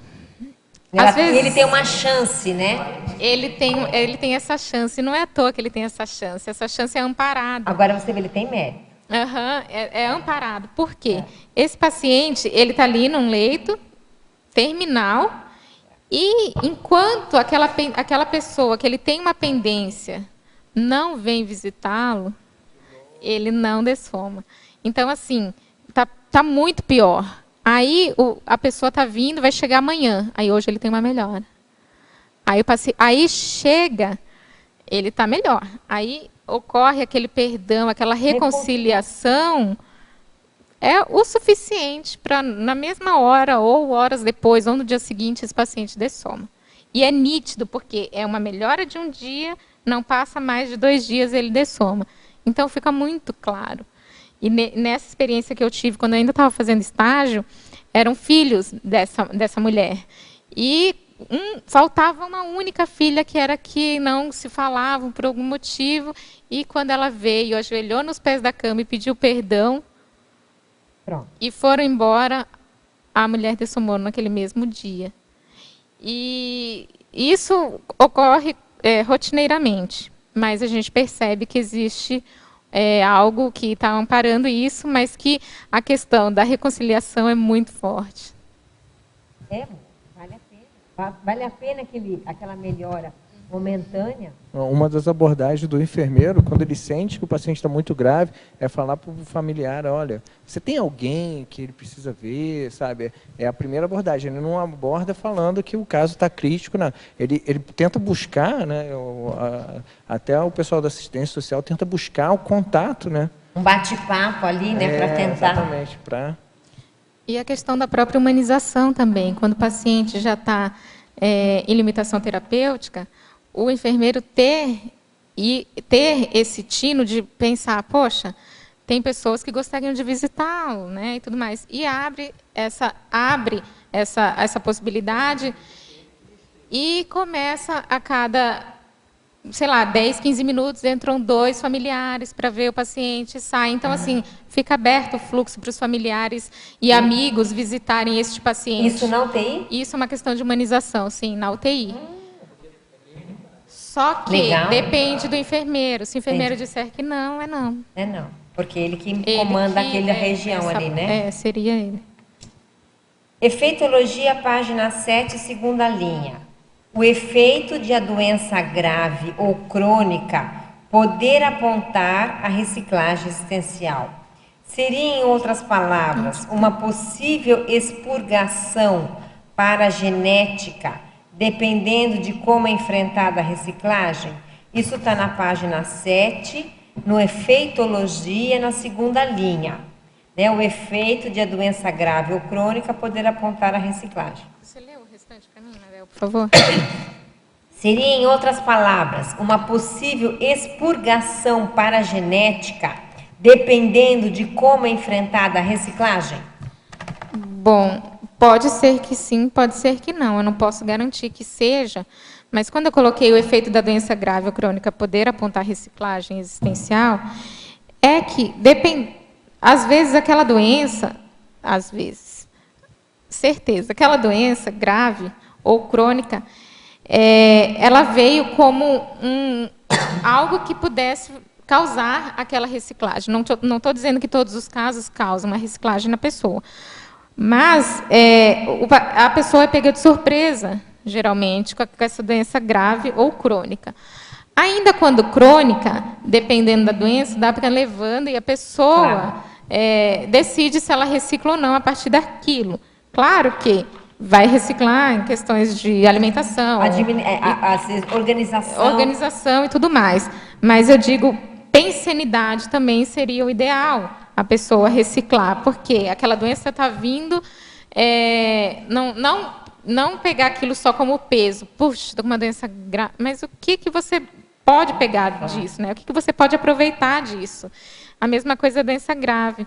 Muita gente que, às vezes, é acometido por alguma doença grave, tinha o egão lá em cima. Então, quando é acometido, às vezes não quer que a gente toque a mão nele, porque ninguém pode mexer comigo. Então, assim, está naquela situação, por quê, será, né? Não é para a pessoa reciclar e verificar a questão da humildade, de você se deixar ajudar. Você não pode ser ajudado? Como assim? Você não necessita de ajuda nunca? Você consegue se virar sozinho sempre? Claro que não. Ninguém consegue, né? Como diz o ditado, né? Uma fala, ninguém é tão sábio que não possa aprender alguma que não possa aprender e nem tão ignorante que não possa ensinar. Então, é uma via de mão dupla. Então, eu penso que talvez não só a paragenética talvez não seja totalmente responsável por isso. Claro que pode sim ser, mas totalmente acredito que não. Mas a questão da reciclagem é essencial nessa questão. Mas ainda existem pessoas que são acometidas por doenças crônicas ou graves e que não conseguem. E é interessante reciclar. Que muitas vezes a pessoa é cometida por isso e ela aí começa um procedimento de autorreflexão, de ver assim, onde é que eu errei. Aí fica um pouco até de meia-culpa, mas de qualquer maneira é uma introspecção, né? Às vezes não está um erro gritante, mas a própria doença gera essa reflexão. Né? Ou ela pensa, e agora? O que eu posso fazer daqui para frente? Daqui para frente, O que eu posso fazer? O que eu não fiz lá atrás, que eu deveria ter feito? É isso que eu estou falando, ela vai buscar um erro para ela poder se reciclar, né? Você já presenciou algum caso de EQM, experiência de quase morte em paciente? Olha, mesmo que não seja tão extremo assim, o caso do paciente, por exemplo, que está ali há muitos dias, de repente ele sai do corpo, vê o extrafísico do quarto, volta e conta tudo. Já aconteceu? Paciente, não. O que aconteceu foi Porque alguns não lembram no ato que voltam da sedação, né? Não lembram, às vezes lembra só depois, quando já está em casa, etc. Mas tem uma moça que trabalha com a gente na limpeza que ela fala direitinho como que aconteceu com ela. E eu falei, nossa, ela explica tão detalhadamente que ela falou que estava hospitalizada, que ela viu. Eu tenho um amigo também que viu, que contou também que não era meu paciente. Mas assim, os dois contam a questão de ter visto o próprio corpo, ter visto o que os profissionais fizeram com ele, ter visto, depois disso, num lugar claro. Essa minha colega ainda falou assim, eu literalmente vi a luz no fim do túnel. E eu olhei, ela fala, eu vi. E alguém perguntou para mim se eu queria viver. E eu disse que sim. E depois eu lembro, eu estou acordando e tudo mais. Então, assim, o que a gente associa? O amparo, né? A pessoa tem algo para fazer aqui, que não era a hora dela, e foi dada uma nova oportunidade, né? Então, essas duas pessoas, mas não eram meus pacientes. Eu não tive a oportunidade ainda de paciente, né, contar. Não, ainda não. Quem sabe, né? Em politicologia, página 8, final da 2ª linha. Como funciona a política contra as epidemias, em particular no caso do ebola? Essa pessoa é do exterior. Bom, aqui em Foz, houve um treinamento sobre o ebola, mas foi no hospital municipal, que seria referência caso o vírus chegue até aqui. Porém, eu não estava mais trabalhando lá. Não sei dizer como que está sendo a questão do ebola, o treinamento a questão do ebola. E continua ainda, né? O que eu soube de uma colega minha que trabalhava lá é que eles iam fazer um processo de revezamento. Quando esse paciente chegasse, ele seria isolado e uma pessoa da escala iria cuidar dele, no dia seguinte ia revezar, outra pessoa ia cuidar, e eu falei, nossa, mas, né, eu não sei até que ponto. Mas não é o ideal, é? Tem um protocolo, não tem um protocolo? Tem um protocolo que, assim, há barreiras nos aeroportos, né?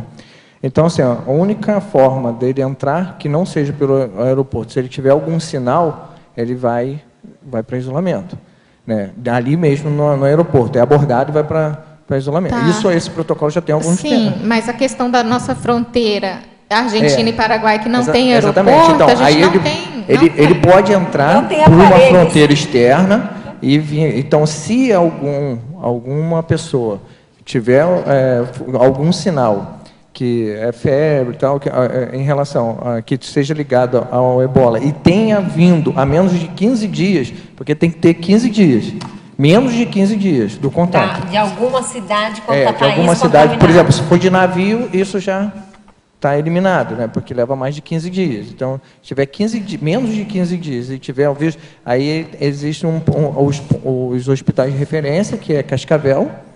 Acho que o municipal é referência, aqui, né? Uhum. E existe uma equipe treinada com um aparato para pegar o primeiro caso. Uhum. Isso é o protocolo de primeiro caso, não do surto. Aí é reavaliado. Depois do primeiro caso, aí é reavaliado e... Não, mas quando chega no hospital? Eu estava dizendo em questão do hospital. É o treinamento dela. O treinamento era para... A sua parte terminou aí. De abordagem. Porque, assim, eu não sei, Jaime, se você viu aquela questão quando veio aquele paciente que eles suspeitaram que fosse. Eu lembro. E aí, eu não estava aqui, eu estava no Sudoeste. Eu também não estava aqui no dia, mas eu fiquei bem assustada com as notícias e tudo mais.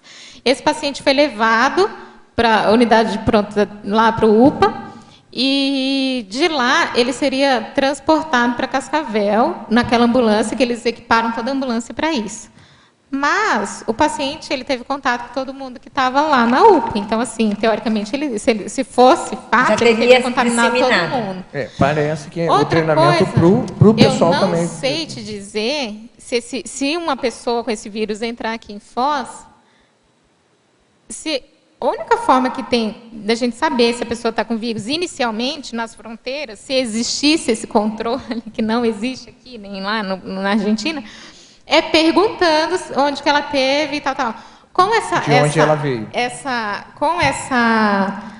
Esse preconceito do pessoal que está lá com a doença e tudo mais, essa pessoa pode não dizer que veio de lá, né? Com medo, porque eles estão querendo sair de lá, porque eles não querem morrer lá com a doença e tudo mais. Então, assim, deveria ter formas para que fosse diagnosticado e tivesse barreiras, mas a gente não tem essas barreiras. Então, Foz do Iguaçu é uma cidade que tem grandes chances de ser acometida. É toda a fronteira, né, de modo geral, que já temos a tríplice. Aeroporto, tudo bem, mas tudo bem como também, né?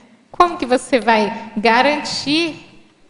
Agora, o que nos acalma é que essa doença não é tão contagiosa assim, né? Eles associam sempre assim, você tem que pensar no país onde cometeu essa quantidade de mortes, como é a saúde lá. Todos os profissionais que vão conversar sobre isso, gente, vocês têm que avaliar o tipo de saúde que nós temos no Paraná e o tipo de saúde que tem. Então são situações, não é como um vírus da gripe, por exemplo. Epidemia. Então, se fosse como o vírus da gripe, tinha dizimado uma grande parcela da humanidade. Inclusive, é a rotina diária da pessoa, como que ela lava a mão. É igual quando descobriram a superbactéria, o KPC. Hoje, a gente tem de monte.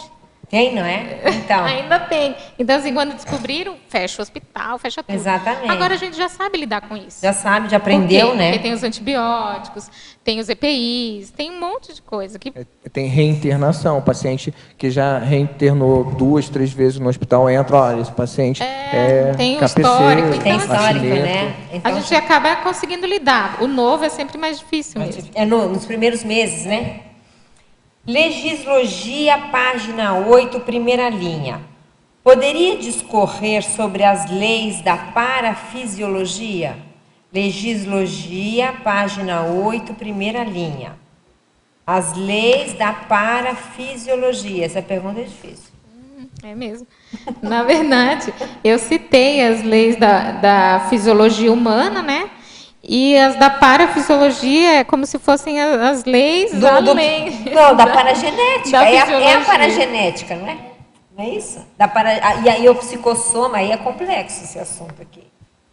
Vamos à próxima. Maniologia, página 8, primeira linha. Poderia falar sobre o combate à mania de tomar café nos plantões noturnos? É difícil. É difícil porque eu já trabalhei à noite, né?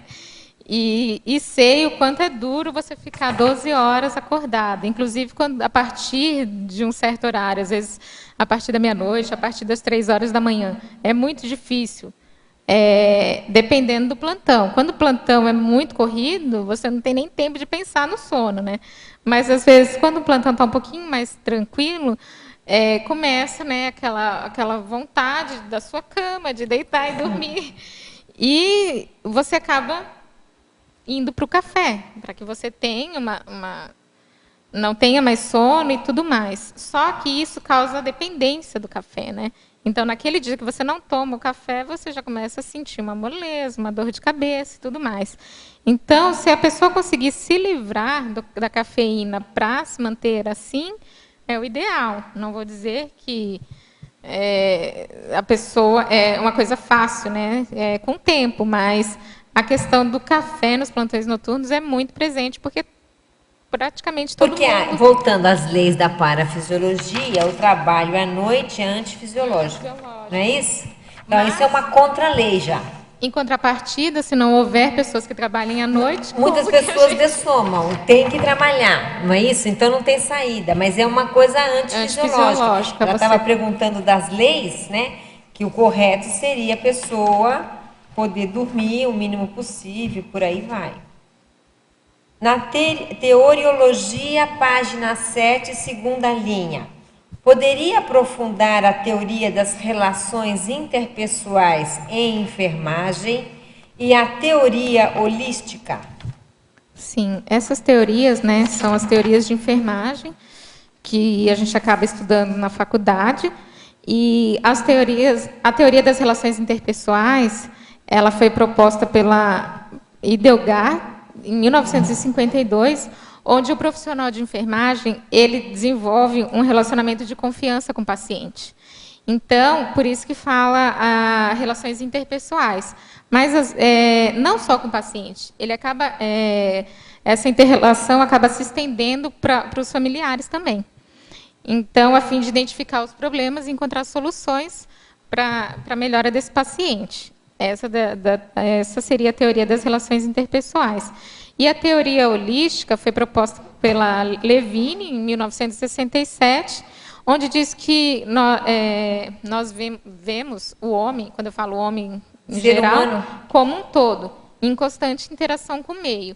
Então, você não enxerga a doença do paciente, você enxerga ele como um todo, para você poder não tratar aquele paciente do quarto tanto com a perna quebrada.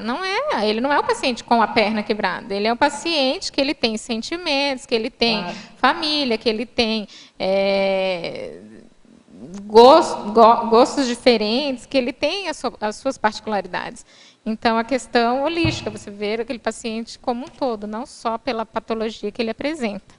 E falando nisso, você tem um livro que vai um pouco, né? Como é que é por essa linha? Eu citei esse livro, Manual de Rotinas de Humanização em Medicina Intensiva. Ele é um livro muito prático, bem pequeno, inclusive, e ele traz várias questões sobre o paciente e a dessoma, não com essas palavras, né?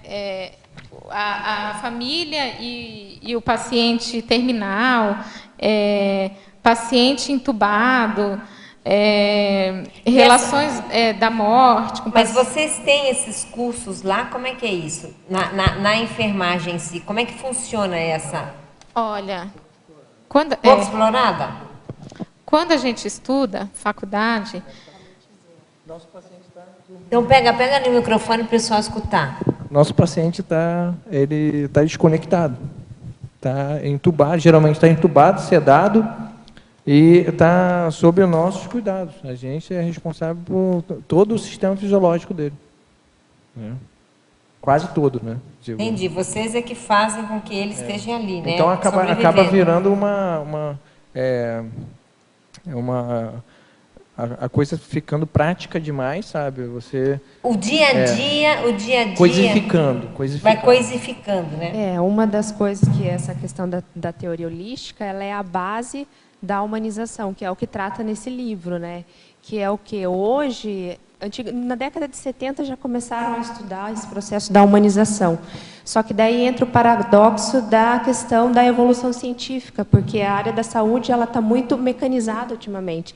Então, por todas essas questões que a Marília falou, de carga horária sobrecarregada, o próprio processo científico, tudo isso distanciou muito o processo do cuidar da humanização, né? Então, isso é uma coisa que hoje está sendo muito estudado, que é essa questão de você olhar o paciente de maneira integral. Não só ele doente, como uma pessoa doente, mas todas as suas necessidades, né? Aí entra a questão da família, a questão dele estar num ambiente aconchegante, a questão de respeitar ele enquanto indivíduo. É uma área que precisa ser bem explorada, essa questão da humanização. E aí vai ser uma hoje. briga com lucro, né? Na verdade... A UTI não precisa ter... Aqui, gente, agora que eu estou não necessariamente precisa ter uma O livro é janela esse aqui, grande, né? Então, é muito comum ter janelas pequenas, ambiente com controle de luminosidade, né? E o paciente não sabe nem se é dia, se é noite. Então, pensa que você está dentro ali, você desperta 2 horas da manhã, você não sabe se é dia ou se é noite. Ele já está perdido porque ele está num ambiente fechado. E sem saber, porque fica iluminado o tempo inteiro, praticamente. Nossa. Então, assim, o ideal era que diminuísse ruídos e luminosidade à noite, pelo menos. Pelo menos para estabilizar, já tem menos procedimentos, a questão de procedimentos que tem o dia inteiro, já tem menos, já para diferenciar essa questão do dia e da noite. E a questão do paciente entubado é muito relativo, porque existem profissionais e profissionais, né, Jaime? Então, assim, existem profissionais que dizem, nossa, eu prefiro o paciente entubado. Porque o paciente não fala, não reclama. Existem profissionais que preferem o paciente consciente, porque a probabilidade dele sair é maior. A probabilidade dele dizer o que ele está sentindo é maior. Então, assim, é muito triste quando a gente ouve uma coisa dessa. Um fato assim que a gente sempre fala nas aulas de enfermagem é que a audição é o último sentido que vai ser desconectado. Então, a gente vai mais a fundo. E o pensar, e o pensinização. Né? Mas eles ainda estão no processo ainda de falar. Então, o que ele fala não importa. Só que a gente sempre alerta, olha, a audição é o último sentido. Não verbal. E existem relatos de pacientes que ficaram em coma durante anos e que ouviram toda a equipe conversando e falando. Isso sobre comprova, isso mesmo.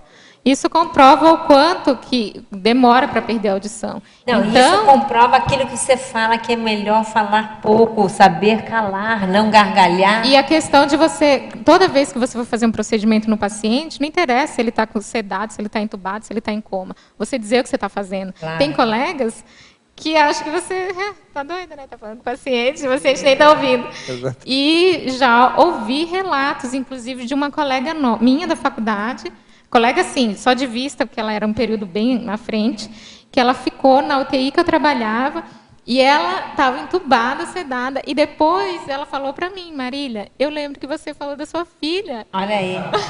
Eu tenho no plantão, alguém perguntou, né? E você falou que tem uma filha assim, assim, assada, não sei o quê. E eu nem estava do lado dela, estava na frente, no balcão. Isso é muito sério, então, né? Então, como que você não... Lógico que houve. Eu tenho o caso de um paciente que estava numa UTI, uma UTI que a maioria eram homens, né? Então, assim, esse colega, assim, numa brincadeira, ele foi lá dentro do vestiário e amarrou a calça do outro, assim, deu vários nós.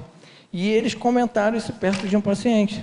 No outro plantão, aquele paciente já estava acordado, falou para ele, você sabe quem que amarrou tua calça? Foi aquele cara. E ele ouviu, ele estava sedado, estava inconsciente, mas ele ouviu a conversa dos outros dois. Isso é sério, né? Porque é importante saber que a pessoa está consciente ali, ela está sofrendo, às vezes, escutando. Sim, e o respeito, né? Você o ter respeito que você pelo tem outro. que ter para aquele ser humano. Na parafatologia, página 7, quinta linha de baixo para cima. Como funciona a dinâmica interassistencial paracirúrgica? E no final da quarta linha, de baixo para cima, o uso da ectoplasmia na terapêutica. Eu acho que você falou já alguma coisa nisso. Uhum. O uso da ectoplasmia na terapêutica é a questão de você exteriorizar a energia, porque a ectoplasmia é uma energia mais densa, você pensionizar ou você estar de frente para esse paciente e exteriorizar suas melhores energias com pensene de que aconteça melhor para ele, né? Então, seria a utilização da ectoplasmia nesse sentido. E a dinâmica interassistencial paracirúrgica, ela acontece, na verdade, às sextas-feiras na OIC, Organização Internacional de Consciência e Terapia.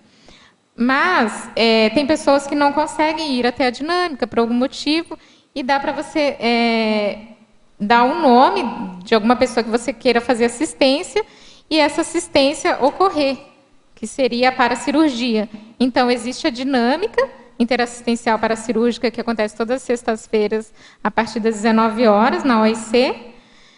E tem a questão da paracirurgia, que é, na verdade, você dar o nome de alguma pessoa que você queira fazer assistência para a questão da paracirurgia e avisar essa pessoa disso, para que naquele horário, naquele dia, ela esteja predisposta. Perfeito. Quer fazer uma pergunta? Queria sim. Não é propriamente da área de enfermagem, não.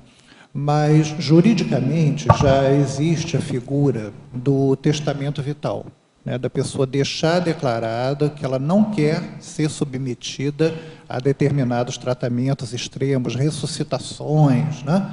Nós fizemos até um círculo aqui com esse assunto. A esse respeito, né? Como é que você vê essa questão? Olha, sob a luz da conscienciologia, que eu acho que aí fica mais polêmica a questão, né? Aí fica mais... Eu acho positivo. Eu acho positivo porque foi um posicionamento da pessoa, né? Foi o posicionamento daquela pessoa frente àquele assunto. É ela que pediu que fizesse e fez, no caso, né? Por quê? Ninguém faz do nada, né? Ou você tem alguma doença crônica, ou você já tem uma certa idade, ou alguma coisa te motivou a fazer isso, né?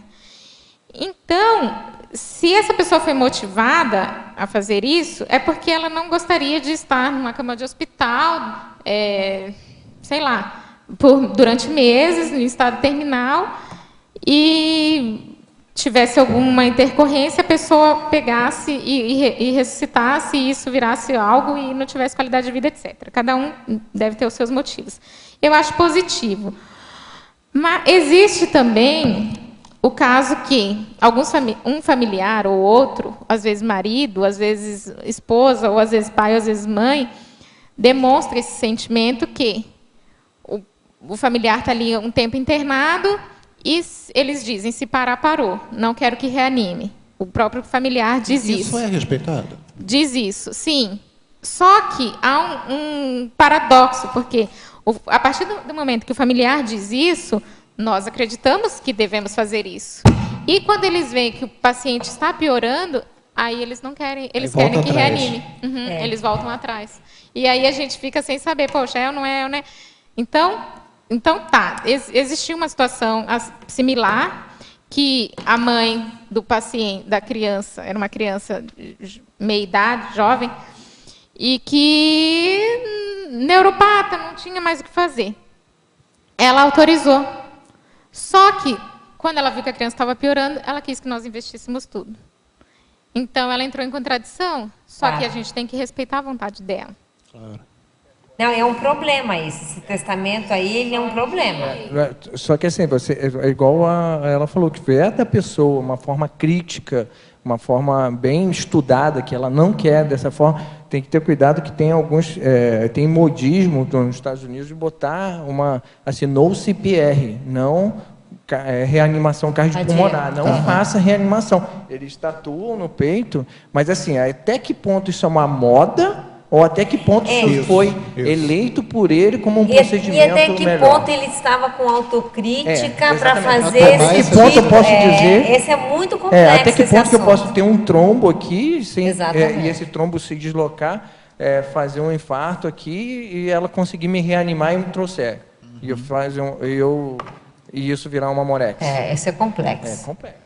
Eu acho que, só para complementar, acho que nisso entra a gente buscar tanto a questão do parapsiquismo, né? Principalmente pro profissional, porque se você tem lucidez, se você tem parapsiquismo para falar, não, esse paciente é um paciente que vale a pena investir, está tudo amparado, depois que ele sair daqui, ele ainda tem muita coisa pela frente ou não. O correto agora é a gente abrir mão e deixar seguir o curso, né? Eu acho que a base para tudo é o parapsiquismo, né? Trabalhar junto com os amparadores. E teve um assunto que o professor Valdo falou nesse dia, só para ajudar, que às vezes a pessoa fica em coma, às vezes no hospital, ou com na UTI, antes de dessomar, e ela precisa ficar em coma ou ficar muito ruim para poder diminuir a ação dos assediadores. Então, se ela faz esse testamento, ela aborta a possibilidade de assistência que ela tem nessa hora. Então, isso é uma coisa extremamente importante, que é a visão multidimensional disso. Né? Os planos mudam a cada segundo, né? Exatamente. Então, Marília, estamos chegando aqui no final, a gente quer agradecer aí a sua defesa, foi uma ótima defesa, um assunto extremamente crítico, né? A gente espera não precisar de enfermeiras, mas se um dia precisar, que seja alguém como a Marília. Então, muito obrigada, gente. A gente passa para os nossos recados e até amanhã. Eu que agradeço. Obrigada. Obrigada. As pontuações da tertúlia de hoje são 10 assinaturas no livro de presença, 17 perguntas presenciais e 23 perguntas respondidas online. Para amanhã, teremos o verbete Síndrome da Singularidade Invulnerabilizante, da especialidade Patopensinologia, e o verbetógrafo Oswaldo Vernetti. Muito obrigado, boa tarde.